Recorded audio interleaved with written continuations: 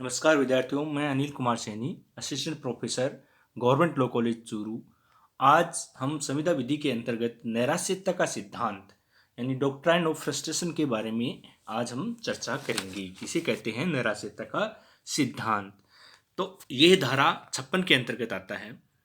नैराश्यता का सिद्धांत है कि संविदा विधि में उन्हीं कार्यों के करार संविदा बन सकते हैं जिनका पालन करते समय करार करते समय संभव हो। यदि करार करते समय पालन असंभव है तो ऐसे करार शून्य माने जाएंगे और ऐसी संविदा है वो शून्य संविदा कहलाएगी। यानी ऐसी जो संविदा होगी वो शून्य संविदा होगी। वही जो सिद्धांत होगा वो नैराश्यता का सिद्धांत कहलाता है। इसमें दो चीजें होती हैं।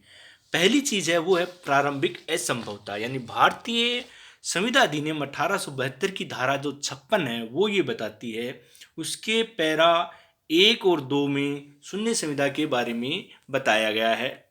तो सबसे पहले अपन बात करते हैं प्रारंभिक असंभवता की, यानी प्रारंभिक असंभवता जो कि धारा 56 के पैरा 1 में बताती है। वह ये बताती है कि वह करार जो ऐसा कार्य करने के लिए हो जो स्वतः असंभव हो, शून्य करार कहलाता है तथा ऐसा करार संविदा का निर्माण नहीं कर सकता। जैसा कि अपने पीछे का जो वीडियो था उसमें धारा 36 में बताया गया था कि यदि कोई व्यक्ति दो सरल समान रेखाओं को आपस में मिलाने का यदि करार करता है तो ऐसी स्थिति में वह संविदा है वो करार का निर्माण नहीं कर पाती है, क्योंकि दो सरल समान रेखाएं हैं वो आपस में कभी भी नहीं मिल सकती है। तो ये जो असंभवता है वह संभवता प्रारंभिक असंभवता कहलाती है और उससे जो करार का निर्माण होगा वो करार शून्य करार कहलाएगा।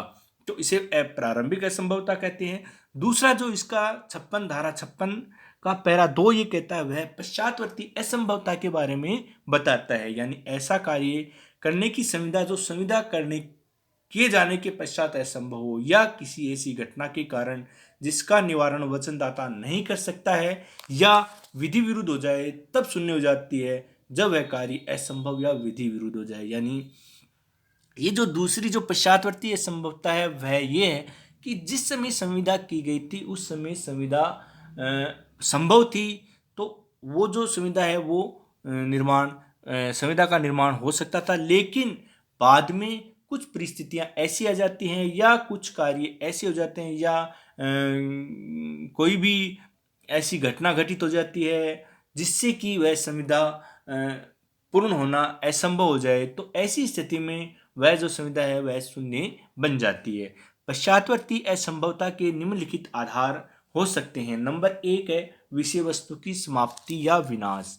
तो सबसे पहले जब संविदा की जाती है, जिस विषय वस्तु के बारे में जब संविदा की जाती है और यदि वह संविदा करने के पश्चात यदि वह विषय वस्तु है वही समाप्त हो जाती है या उसका कोई नुकसान हो जाता है, तो ऐसी स्थिति में पक्षकार संविदा से मुक्त हो जाता है। वह किसी भी प्रकार से उस संविदा का पालन करने के लिए दायी नहीं होगा। इसमें वाद था टेलर बनाम कोल्डवेल का 1863 का वाद है। इसमें यह बताया गया था कि प्रतिवादी ने वादी को अपना संगीत गृह संगीत समारोह बनाने के लिए 100 पाउंड प्रतिदिन की दर से किराए पर दिया, परंतु समारोह आरंभ होने से पूर्व ही हॉल है उसमें आग लग गई। तो ऐसी स्थिति में जब समारोह पूर्ण हुआ ही नहीं है, जब संविदा का निर्माण पूर्ण हुआ ही नहीं है, उससे पूर्व ही यदि हॉल है वो नष्ट हो जाता है, यानी जो विषय वस्तु है वह नष्ट हो जाती है, तो उसके लिए दोनों पक्षकारों में कोई भी पक्षकार है वह दोषी नहीं होगा। तो ऐसी स्थिति में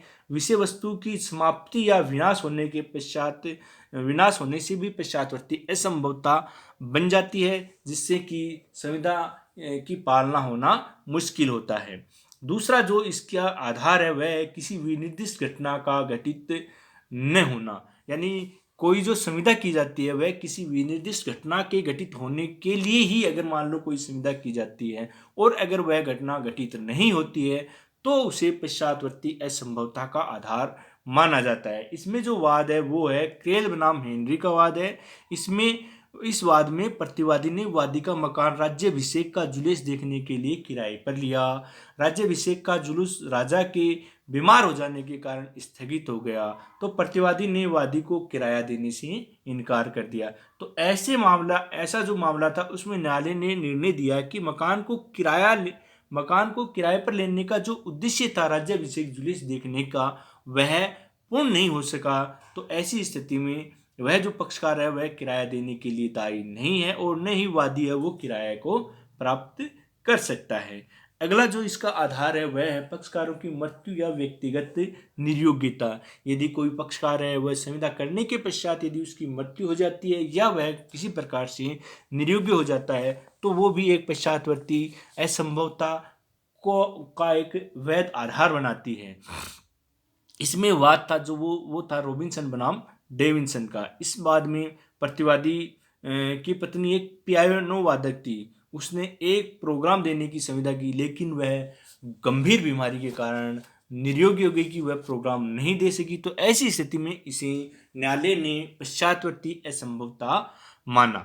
अगला जो इसका आधार है वह विधि में परिवर्तन, यानी जिस समय संविदा की गई थी उस समय यदि विधि दूसरी थी और उसके बाद में यदि विधि में किसी प्रकार का परिवर्तन हो जाता है तो वह पश्चातवर्ती असंभवता का आधार माना जाता है। इसमें मान सिंह बनाम खजान सिंह 1961 का वाद था, जिसमें जिस समय जो संविदा की गई थी उसमें जो विधि थी वो अलग थी, उसके बाद में अगर विधि में कोई परिवर्तन हो जाता है तो वह पश्चातवर्ती असंभवता मानी जाती है। अगला जो इसमें आधार है वो है सरकारी हस्तक्षेप, यानी संविदा करने के बाद यदि किसी प्रकार का सरकारी हस्तक्षेप किया जाता है तो वह संविदा में पश्चातवर्ती असंभवता मानी जाती है और यहाँ पर नैराश्यता का सिद्धांत लागू होता है। यदि अंतिम जो इसका आधार है वह युद्ध का हो जाना, यदि किसी संविदा करने के पश्चात यदि किन्हीं दो देशों में या किसी देश में यदि युद्ध हो जाता है और उस संविदा की पालना नहीं हो पाती है तो ऐसी स्थिति में ये जो संविदा है वो संविदा असंभव हो जाएगी और यहाँ पर इसे पूर्ण रूप से पश्चातवर्ती असंभवता का आधार माना जाता है। तो इस प्रकार से कुछ इस प्रकार से जो आधार हैं उन आधारों पर पश्चातवर्ती असंभवता के कारण उस संविदा की पालना संभव नहीं हो पाती है। तो ये जो सिद्धांत माना जाएगा ये नैराश्यता का सिद्धांत माना जाता है। तो इस प्रकार आज हमने नैराश्यता का सिद्धांत डॉक्ट्राइन ऑफ फ्रस्ट्रेशन के बारे में चर्चा की। धन्यवाद।